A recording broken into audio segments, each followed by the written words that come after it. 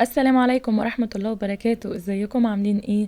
اتمنى ان انتوا تكونوا بخير وانتوا بتشوفوا فيديو النهاردة جبت لكم طريقة طاجن الجمبري او صينية الجمبري زي المطاعم ويمكن احسن كمان. طريقتها سهلة جدا وجميلة وما بتاخدش مننا وقت وطعمها روعة. هنبدأ دلوقتي وهنشوف طريقتها مع بعض.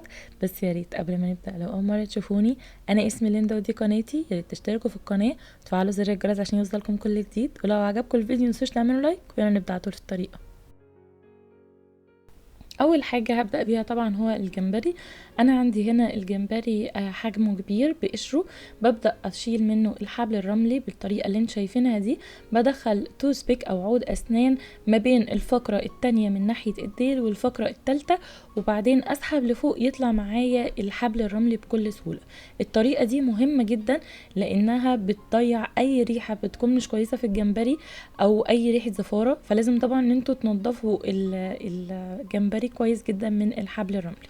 وفي ساعات بيكون الحبل الرملي بيكون فاضي بس برضو لازم نشيله بالشكل ده. انا عندي هنا الجمبري بيتباع من غير الراس بتاعته، ولكن لو الجمبري بتاعكم بالراس مفيش مشكله خالص.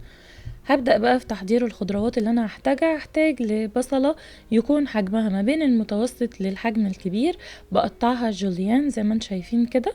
وعندي كمان واحدة من الفلفل الرومي بقطعها برضو جوليان. نضفها الاول طبعا وبعدين نقطعها لشرايح رفيعة بالشكل اللي انتم شايفينه ده.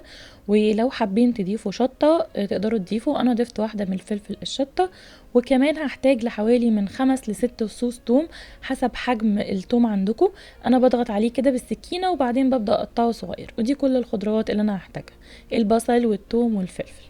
دلوقتي بقى في طاسة سخنة على النار هنزل من 2 ل3 معالق كبار من الزيت وهسيبهم لحد ما يسخنوا. وبعدين هنزل عليهم بقى بالبصل والثوم، هديلهم بس تقليبة بسيطة كده يتشمعوا بالزيت. وبعد كده هضيف لهم الفلفل. في المرحلة دي طبعا عشان احنا حاطين شطة فيفضل ان انتوا تلبسوا ماسك لان هتبتدوا تكحوا وتعطسوا حاجات كده غريبة، ولكن لو انتوا مش حاطين شطة عادي مفيش مشكلة. هديلهم بقى تشويحة مع بعض لحد ما الخضروات دي تدبل مع بعض، يعني حوالي 5 دقايق كده.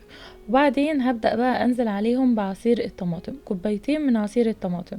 ببدأ بقى اقلبهم تاني مع بعض، اديلهم كده تشويحة سريعة. وطبعا الطماطم عندي هنا مش حمرا كفاية فزودت لها معلقتين كبار من الصلصة، ولكن الطماطم عندكم لو لونها كويس خلاص مفيش مشكلة ما تضيفوش الصلصة. وبس كده بقى هبدأ ابهرها بمعلقة كبيرة من الملح، نص معلقة صغيرة من الفلفل الاسود، ومعلقة كبيرة من الكمون. وهقلبهم مع بعض. انا ما بضيفش بهارات سمك ولا اي حاجة خالص. انا بحب ان الجمبري يكون واخد التتبيلة والطعم بتاعه، يعني يبقى طعمه ظاهر، ما غطيوش باي توابل تانية. سبت كل الحاجات دي تتسبك مع بعضها كده شوية حوالي 5 دقايق، وبعدين ضفت لهم الجمبري. انا هنا ما بسويش الجمبري، انا هخلط الجمبري مع الحاجات اللي انا عاملاها دي، الطماطم مع الفلفل والبصل، وبعدين هحطهم في الفرن. هتكمل سواها في الفرن، ولكن قبل ما احطها في الفرن لازم ازود لها نص كوبايه من الميه. انا عندي الطاسه بتاعتي بتدخل الفرن لانها كاست ايرون. انتوا ممكن تستعملوا صينيه، تنقلوا المكونات دي وتحطها في صينيه.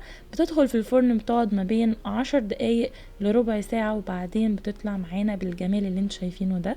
قدمتها في سيرفيس كان طعمها حلو جدا، خلصت على طول، طعمها لذيذ جدا وبتتقشر معايا بسهولة. القشرة مش مجلدة ولازقة في الجمبري ما بتفكش، يعني شايفين انا بقشره ازاي بكل سهولة. بجد طريقة سهلة والبسيطة طعمها ممتاز، وانا متأكدة انها هتعجبكم. اتمنى ان انتوا تجربوها وتقولوا رأيكم تحت في الكومنتات، وبألف هنا وشفا مقدمة لكل اللي هيجربها. ويا ريت لو عجبكم الفيديو متنسوش تعملوا لايك للفيديو. لو مش مشتركين في قناتي اشتركوا دلوقتي وفعلوا زر الجرس عشان يوصلكم كل جديد. واشوفكم على خير تاني قريب في فيديو جديد.